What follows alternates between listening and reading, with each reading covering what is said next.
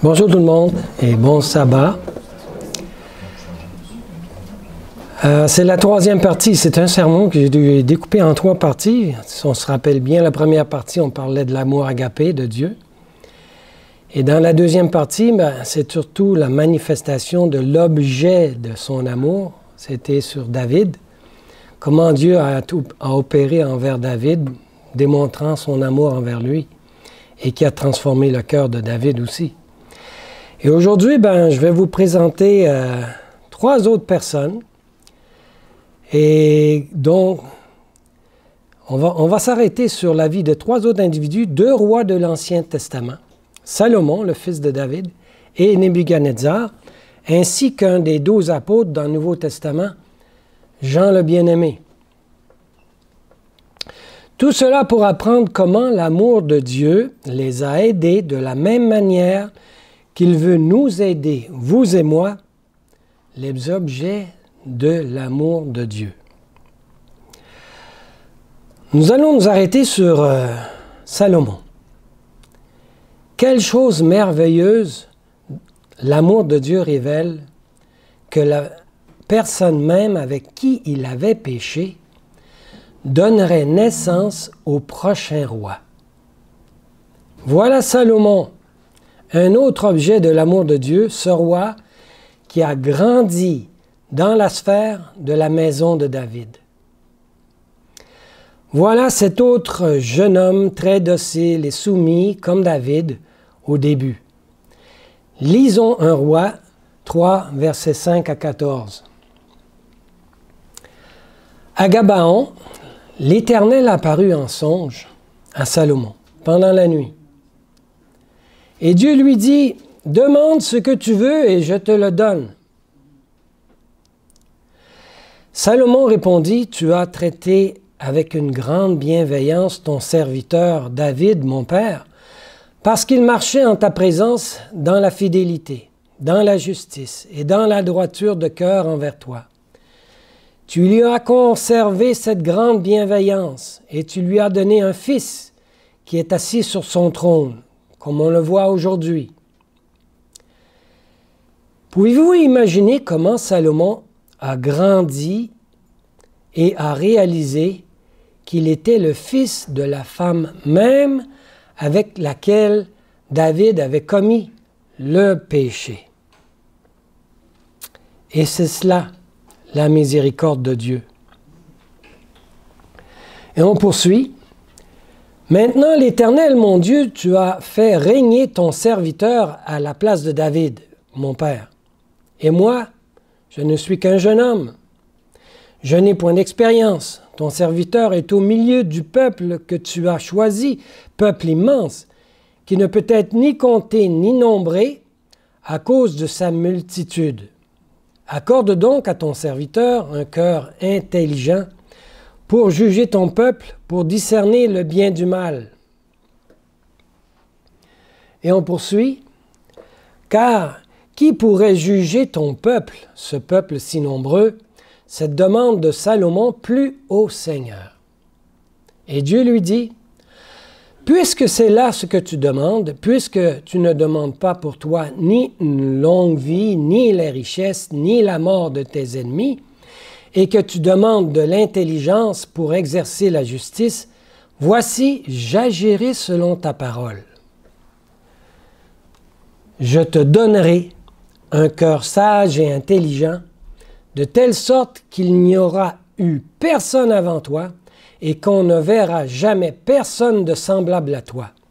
Je te donnerai en outre ce que tu n'as pas demandé, des richesses et de la gloire, de telle sorte qu'il n'y aura pendant toute ta vie aucun roi qui soit ton pareil.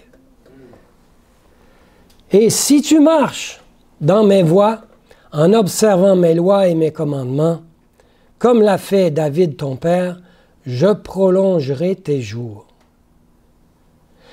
N'est-ce pas là l'amour de Dieu? Et cette personne n'est-elle pas une fois de plus un homme selon le cœur de Dieu, complètement dépendant de Dieu? Mais hélas, voilà ce grand homme qui a construit le temple du Seigneur, un temple magnifique, le temple de Salomon, que David ne pouvait même pas construire parce qu'il était un homme dont les mains étaient tachées de sang. Salomon a été honoré de pouvoir construire le temple de Dieu. Et quelle histoire c'était, si vous repensez à combien Dieu a béni cette œuvre. Il y a encore un mur de ce temple-là. Tellement grand, tellement majestueux, fait de marbre blanc, que c'était calculé comme une des merveilles du monde. Une des 7 merveilles, si on disait. Et Salomon était là, devant le temple. Il priait Dieu. Et le Seigneur a envoyé le feu, et le temple tout entier a été rempli de la fumée de Dieu. Une glorieuse puissance, une sagesse et un soutien indescriptibles ont été donnés à Salomon.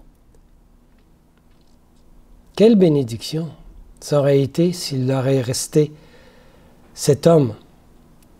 Mais que s'est-il passé?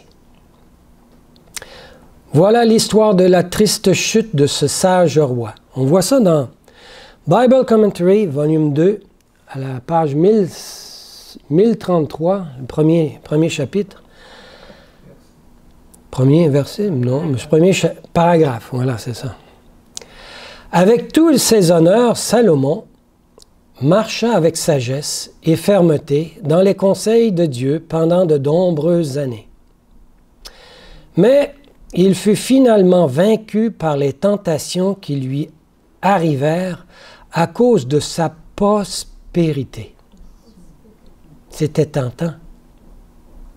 Une tentation dont il n'a pas voulu ou réussi à vaincre. Il avait vécu dans le luxe depuis sa jeunesse, étant fils du roi. Son appétit avait été satisfait par les aliments les plus exquis, les plus coûteux. Et on poursuit. Les effets de cette vie voluptueuse et sa consommation abondante de vin finirent par obscurcir son intelligence et l'entraînèrent à se séparer de Dieu. Il conclut dans son insouciance des mariages coupables avec des femmes idolâtres. Il a dégénéré de plus en plus jusqu'à ce que le moment soit venu où il avait perdu sa sagesse spirituelle. Il avait encore beaucoup de connaissances et de sagesse, mais la sagesse de Dieu n'était plus là. Ensuite, Dieu parla à Salomon par le prophète. On voit ça dans 1 Roi 11, versets 9 à 12. L'Éternel fut irrité contre Salomon. On comprend que cette irritation-là, c'est plus un cœur triste. Il devait pleurer. Et non un homme fâché. Il faut comprendre.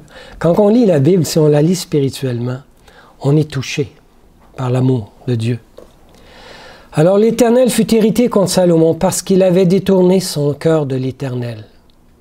Et tant de bienfaits que Salomon aurait pu bénir cette terre par la sagesse que Dieu lui avait donnée. Le Dieu d'Israël, qui lui était apparu 2 fois, il lui avait à cet égard défendu d'aller auprès d'autres dieux. Il le savait. Mais Salomon n'observa point les ordres de l'Éternel. Et l'Éternel dit à Salomon, « Puisque tu as agi de la sorte, donc c'est une résistance, il a résisté, et que tu n'as point observé mon alliance. » L'alliance de Dieu, ce sont des promesses, hein, vous savez ça. « Et mes lois, que je t'avais prescrites, je déchirerai le royaume de dessus toi, et je le donnerai à ton serviteur. Seulement, mon amour m'empêche de le faire. Hein. Je ne le ferai point pendant ta vie, à cause de David, ton père. C'est de la main de ton fils que je l'arracherai. Alors, que Dieu lui parlait. Comment a-t-il réagi, Salomon? On voit ça dans Bible Commentary, volume 2. Page 1033, on poursuit commentaire d'Ellen White. Ce fut cette prophétie d'une ruine imminente qui avait réveillé le roi apostat d'un rêve. Bizarre, hein? Le péché, c'est comme un rêve. Il connaissait déjà Dieu. Il avait parlé déjà 2 fois. Mais il avait perdu Dieu de vue. Il était dans ce terrible rêve de péché. Il s'en est réveillé avec l'horreur de la découverte de son péché. Cette prophétie l'avait réveillé. Il l'avait amené à se repentir et à tenter d'arrêter, autant que possible, la terrible marée du mal qui pendant les dernières années de son règne, avait augmenté de plus en plus dans son royaume. Mais quand il se repentit, il ne lui restait alors que quelques années à vivre. Et il ne pouvait espérer éviter les conséquences de longues années de méfaits. Il était rendu âgé, Salomon, quand il s'est repenti. On continue. Sa mauvaise conduite avait mis en marche des influences qu'il ne put jamais maîtriser complètement. Ce fut particulièrement le cas dans l'éducation de ses fils nés de mariage avec des femmes idolâtres. Roboam, le fils de Salomon, choisi comme successeur, avait reçu de sa mère, une ammonite, un moule de caractère qui lui fit considérer le péché comme désirable. Triste. Donc, bien que Roboam voulait servir Dieu, il a échoué à cause de l'influence de son éducation. Vous avez là une autre description de l'amour de Dieu. Quand les gens tombent si bas après avoir été tant honorés, y a-t-il encore de l'espoir? L'amour de Dieu nous le démontre. Vous le voyez dans les paroles même d'Ecclésiaste. Parce que qu'Ecclésiaste a été écrit pendant les dernières années de vieillesse de Salomon, quand il avait pris conscience de son péché. Maintenant, Salomon écrit comme un homme qui a fait l'expérience de l'amour de Dieu, après sa vie corrompue du passé. On voit ça dans Ecclésiaste chapitre 1, versets 12 à 14. Moi, l'Ecclésiaste, j'ai été roi d'Israël à Jérusalem. J'ai appliqué mon cœur à rechercher et à sonder par la sagesse tout ce qui se fait sous les cieux. C'est là une occupation pénible à laquelle Dieu soumet les fils de l'homme. J'ai vu tout ce qui se fait sous le soleil, et voici, tout est vanité et poursuite du vent. Il dit aux jeunes gens, suivez les instructions de Dieu, comme le roi David qui enseignait le peuple. Maintenant, moi aussi j'enseigne, dit-il. Après ma vie gâchée, regardez l'amour de Dieu, apprenez l'amour de Dieu. C'était son message à Salomon. Allons à l'école de l'amour de Dieu. Et que ce serait formidable si on avait une école qui enseigne l'amour de Dieu. Si on avait un cours qui nous enseigne cet amour, pour que les jeunes puissent développer un cœur reconnaissant. Peut-être qu'un jour on va venir à voir ça, mais c'est peut-être un rêve. Un autre, le roi Nebuchadnezzar. Jusqu'ici, nous avons vu qu'un seul côté de la médaille. On a vu David et son expérience avec Dieu et Salomon. Des gens qui ont marché avec Dieu et qui ont péché lamentablement et qui ont ensuite retrouvé leur chemin. Mais maintenant, qu'en est-il d'une personne païenne? Dieu peut-il arriver à les toucher eux aussi? Le roi Nebuchadnezzar, un parfait païen, un roi idolâtre, un destructeur du peuple de Dieu, Un homme qui se fiait à la divination et au spiritisme. Y a-t-il de l'espoir pour un tel homme? Quand il a fait prisonnier les jeunes gens d'Israël, il y avait quelqu'un qui s'appelait Daniel dans son royaume. Et Daniel était fidèle. Il n'était pas fidèle pour aller au ciel. Il était fidèle parce que l'alliance de Dieu travaillait en lui. Les promesses de Dieu agissaient en lui. Il aimait Dieu. Et même Nebuchadnezzar était un grand ami de Nebuchadnezzar. Il vivait dans l'obéissance, Daniel. C'était une des personnes dont Dieu n'a pas montré de véritable péché. Un peu comme Joseph. Il n'y a pas d'histoire de péché de ces hommes-là. Et là, Dieu a donné à Nebuchadnezzar une vision prophétique.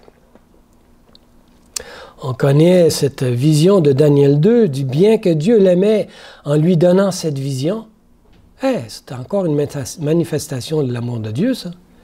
De donner une vision à un roi païen, destructeur du peuple d'Israël. Nebuchadnezzar en a déformé pourtant le sens et a construit cette magnifique statue devant laquelle il a obligé tout le monde à se prosterner. Pourtant, Dieu n'avait pas donné cette vision-là pour que Nebuchadnezzar fasse cette statue. Il disait, non, non, Dieu, c'est moi la tête d'or. Et le corps d'or tout entier. Et tout le monde doit m'adorer. Alors, Nebuchadnezzar se croyait Dieu. Il a déformé la vision de Dieu et Dieu l'aimait malgré tout cela. Quand il a fait cela sur la plaine de Dura, ils se sont tous prosternés devant la statue, à l'exception de 3 jeunes Hébreux, Shadrach, Meshach et Abednego. Et eux sont restés debout. Il n'était pas ignorant, Nebuchadnezzar, du Dieu d'Israël. Il n'était pas fou non plus. Il savait très bien que ces Hébreux-là ne se seraient pas prosternés devant sa statue. Mais la résistance, ça donne des résultats étonnants des fois. Eh bien, que Nebuchadnezzar savait que ces hommes étaient des hommes de Dieu, car il avait déjà élevé ces hommes-là à des postes importants, Nebuchadnezzar s'est endurci contre eux. Et la résistance avec Dieu, ça nous endurcit. Hein? Au point qu'on fait des choses complètement stupides. Alors Nebuchadnezzar dit, « Vous allez devoir y aller dans la fournaise, et de plus, je vais la faire chauffer 7 fois. » On va voir c'est qui a raison entre nous deux. Et ils ont été jetés dedans, pour le vrai. Mais ensuite, il regarde et que voit-il? Le Fils de Dieu qui marche avec eux. Probablement, il a appris de Daniel l'existence du Fils de Dieu. Il n'était pas inconnu pour lui. Ce qui est étonnant, c'est que là, Nebuchadnezzar a été ébranlé, vraiment touché. Il y a eu un miracle. Ça prenait ce miracle-là pour toucher Nebuchadnezzar. Et il s'est soumis devant tout le monde, devant tous ceux qui se sont mis à genoux, devant les grands des autres pays, de son royaume. Il n'a pas eu honte de dire tout ceci, de proclamer le nom de Dieu. Et ceci est arrivé à cause de l'amour de Dieu pour lui, objet de son amour, jusqu'au point où Nebuchadnezzar s'est encore perdu. Encore, résistance, hein, c'est dur à changer. Hein. Cette fois-ci, par son orgueil complet pour son royaume glorieux, il a perdu la raison pendant combien d'années? 7 ans entières. Et ce qu'il a dit à tous les peuples, nations et langues après son expérience, il le dit à nous aujourd'hui. Là, il dit, faut que je fasse un décret, il faut que je fasse quelque chose. Ça n'a pas d'allure. Il ne me lâche pas, ce Dieu-là, il m'aime trop. Touché par son amour. Regardez la voix de Dieu, regardez ses prodiges, regardez son amour. Regardez ce qu'il a fait pour moi. On voit ça dans Daniel 4, versets 1 à 3. On a lu une partie tantôt. Nebuchadnezzar, roi, pas n'importe qui, là, à tous les peuples, aux nations, aux hommes de toute langue qui habitent sur toute la terre, dans son royaume, là, pour lui c'était toute la terre, que la paix vous soit donnée avec abondance. Il m'a semblé bon de faire connaître les signes et les prodiges que le Dieu suprême a opérés à mon égard. Il ne parle pas du Dieu de Babylone, ça c'est évident, le monde a compris. Que ses signes sont grands, que ses prodiges sont puissants. Son règne est un règne éternel et sa domination subsiste de génération en génération. Daniel avait expliqué la vision de Daniel 2, hein? Puis la grosse pierre qui allait tomber à la fin. Puis Daniel a certainement expliqué davantage que si c'était cette pierre-là, c'était bien le Fils de Dieu qui allait revenir à faire son royaume. Et il le dit ici, son règne est éternel. Daniel 4 est la lettre qui a été écrite par Nebuchadnezzar. Dieu nous montre encore son amour envers Nebuchadnezzar, en lui permettant, lui, païen, de participer à écrire une portion de la Bible. Hein? Hey, c'est pas étonnant, ça? La plupart du monde, quand on écrit la Bible, c'est tout du monde converti, hein? Puis du monde des Juifs. Mais un païen, celui qui avait tué plusieurs Israélites, qui s'était rebellé contre Babylone. Il a détruit même le temple de Salomon. Il ne restait plus rien, tout en ruine, Jérusalem. Malgré ça, Dieu a touché ce cœur. Vous pouvez voir combien peut aller loin l'amour de Dieu. Et après que Dieu l'ait fait sortir de sa folie, remarquez ce qu'il disait. On voit ça dans Daniel 4, versets 34 à 37. Après le temps marqué, ces 7 années de folie et de délire, moi, Nebuchadnezzar, je levai les yeux vers le ciel et la raison me revint. Quand quelqu'un est fou, il y a encore un certain élément de conscience de ce qui lui arrive. Et là, après 7 années, il n'en avait eu assez de manger de l'herbe, je suppose. Donc, il leva les yeux vers le ciel, et que fit Dieu encore pour lui? Son sens lui revint.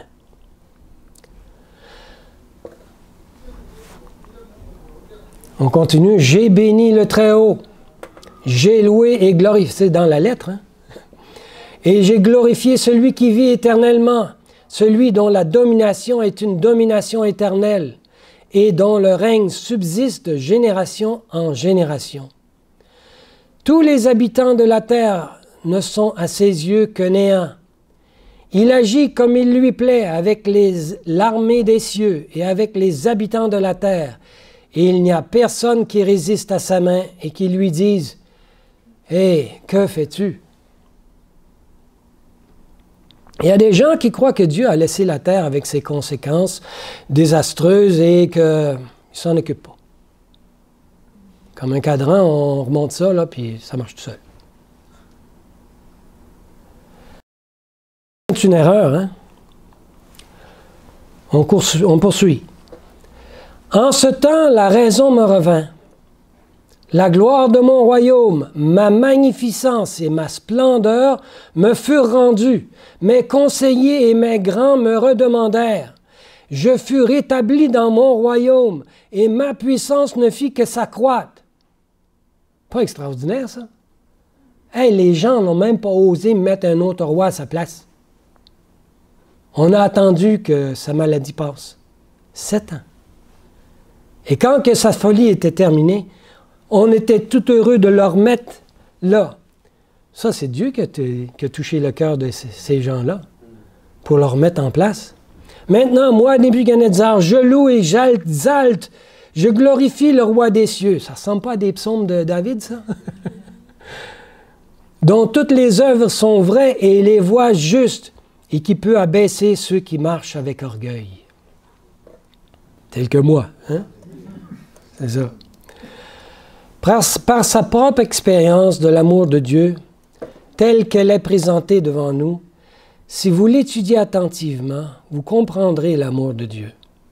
Parce que quand Nebuchadnezzar en a eu assez de son expérience et qu'il a levé les yeux vers le ciel, tout comme ces démoniaques qui ont couru vers Jésus parce qu'ils voulaient que Jésus les aide. Ils étaient rendus fous, ces démoniaques-là aussi, hein? C'est ce qu'a fait Nebuchadnezzar, et Dieu l'a aidé. Et c'est ce qu'a fait Jésus, il a aidé ces démoniaques. Voici un autre exposé de l'amour de Dieu. L'apôtre Jean. Comment appelait-on Jacques et Jean? Les fils du tonnerre. On se rappelle de l'histoire, hein, quand, je ne sais pas si c'est Samarie, hein, ils n'ont pas voulu recevoir Jésus. Quel déshonneur! Fais donc descendre le feu du ciel pour montrer que t'es qui t'es, toi, là? Pas n'importe qui. Non, mais ils avaient un tempérament de tonnerre. Jésus est venu à eux et leur a dit, même, ils avaient déjà qui les précédait, une réputation. Jésus les appelle « Fils du tonnerre, suivez-moi ». Alors, n'oublions pas que cet appel est pour nous aussi, hein, pour tous les hommes et pour toutes les femmes sur cette terre. Fils du tonnerre. Pendant 3 ans, ce jeune zélote énergétique, intense et passionné a été placé sous la puissance de l'amour de Dieu. Comme Judas, hein? On lit dans Jésus-Christ, page 75. Jésus n'ignorait aucun être humain comme s'il fût méprisable. Tu sais, des fois, on a du mépris dans notre cœur avec quelqu'un qui nous fait du tort. Hein? Mais il cherchait à appliquer à chaque âme le remède salutaire. En quelque compagnie qu'il se trouva, ça veut dire avec n'importe qui, il présentait une leçon appropriée au moment et aux circonstances. Il s'efforçait de communiquer de l'espoir aux personnes les plus rudes et les moins prometteuses, leur assurant qu'ils pouvaient devenir sans reproche et sans tâche et acquérir un caractère qui ferait manifestement d'eux des enfants de Dieu, non seulement en titre, mais en performance.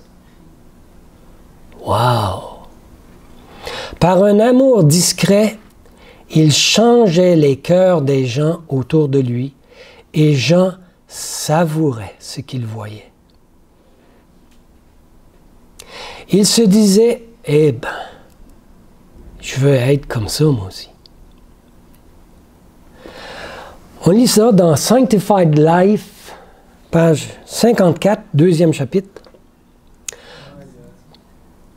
Jean, c'est ça? Un paragraphe, oui. Jean désirait devenir semblable à Jésus.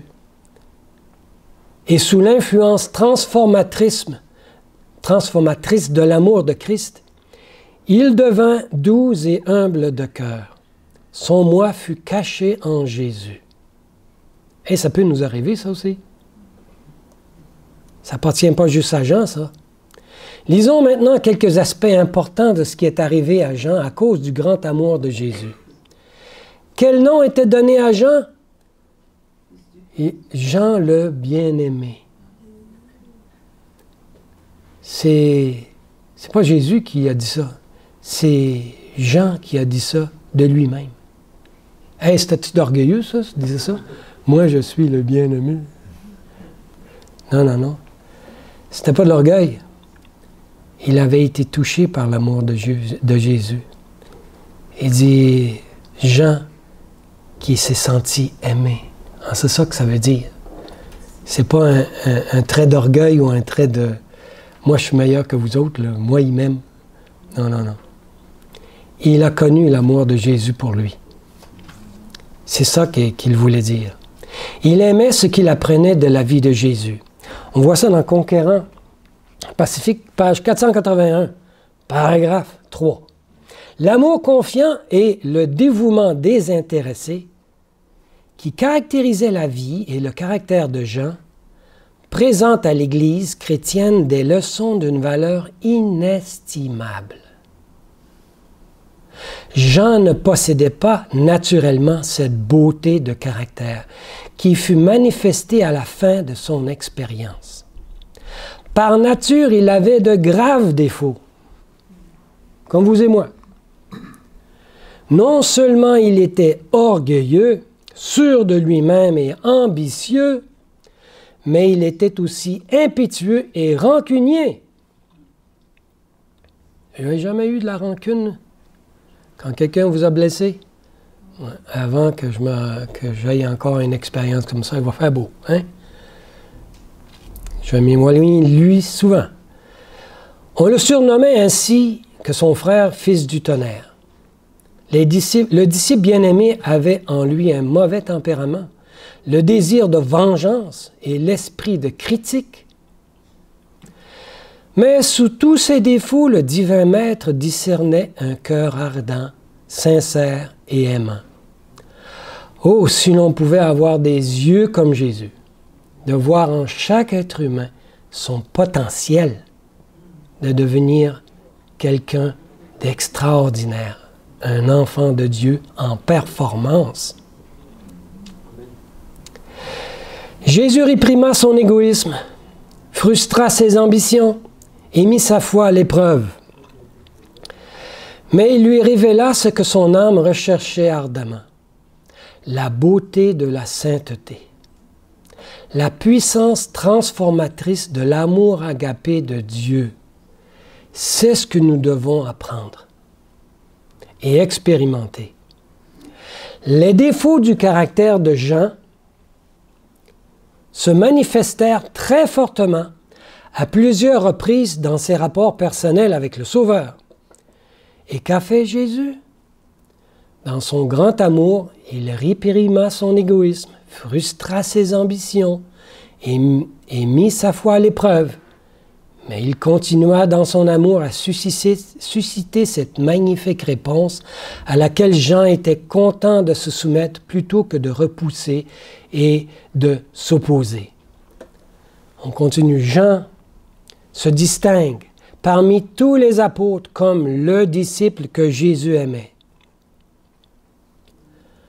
C'était un homme selon le cœur de Dieu, comme David, comme Salomon, comme Nebuchadnezzar. Dieu les aimait. On voit ça dans Conquérant Pacifique, page 481, 3e chapitre. Il semble avoir joui plus encore que les autres de l'amitié de Christ. Il reçut de nombreux témoignages de la confiance et de l'amour de Dieu, du Sauveur. Il figure parmi les 3 disciples qui eurent le privilège d'assister à la gloire de Christ sur la montagne de la Transfiguration et à son agonie à Gethsémani. Ce fut encore à lui que le Sauveur, à ses dernières heures de souffrance sur la croix, confia sa mère. Et Jean a été ému par l'amour que Jésus a manifesté envers lui en lui donnant sa mère. Et qui est la responsabilité de s'occuper de sa mère. Jean n'avait pas toujours été comme ça. Mais l'amour agapé de Dieu l'a rendu comme ça. Sign of the Times, 28 mars 1906, paragraphe 11.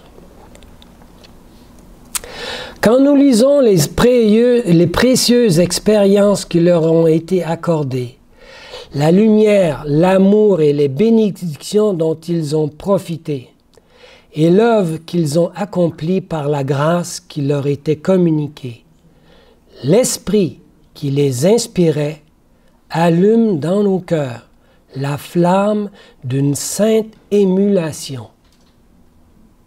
C'est quoi ça? C'est un mot bizarre. Une sainte émulation. Mais ça vient du mot ému. On devient ému. Et nous inspire le désir de posséder un caractère semblable au leur, de marcher comme eux avec Dieu. Et quand on a cette expérience-là, je vous le dis, il est difficile de revenir en arrière et puis de continuer à pécher et de déplaire à Dieu. Si vous voulez tomber amoureux de Dieu, vous et moi, nous avons besoin d'étudier cet amour tel qu'il est révélé dans la Bible. Notre espoir de salut ne peut se réaliser que lorsque nous avons ouvert nos cœurs et répondu « oui » à l'amour de Dieu. Et souvenez-vous, cet amour que nous devons avoir ne grandit pas de lui-même. Ce n'est pas en restant assis puis en pensant que Dieu va faire son miracle. Nous devons le cultiver en recevant chaque jour la grâce de Dieu. Et comment on fait ça? Ben, on lit, on prie, on s'informe, on étudie. Retour à l'école de l'amour de Dieu. On devrait retourner à l'école, puis apprendre, puis avoir la maîtrise, avoir le master, comme on dirait ça, hein? MBA de l'amour de Dieu. Et un doctorat. Faisons cela, c'est ma prière. Amen.